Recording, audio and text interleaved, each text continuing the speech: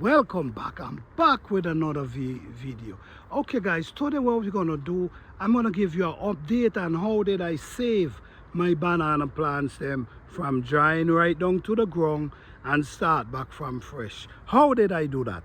If you notice, you're gonna notice that these plants started from there go up since the weather had changed, but the body is still standing. If you notice this one, you're going to realize I didn't protect this one and it dry goes right down to the ground. So what they're going to do now, we're going to start and continue from here goes up. But if you notice these plants, they did not go down to the ground. They continue from there. How did I make that happen?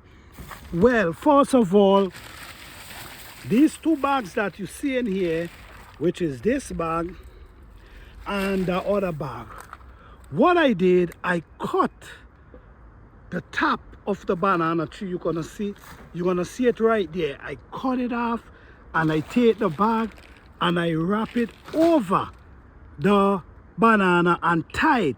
So what happened, it protect the cold from the coldness, so the coldness could not penetrate, go down. If you notice, the coldness penetrate, this one goes right down and it just dry out.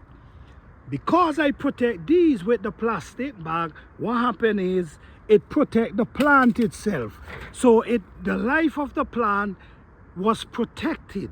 So it didn't get the chance to dry down like that, because once you're able to protect the top and stop the coldness from penetrate and go down in the banana, it stand a chance of surviving.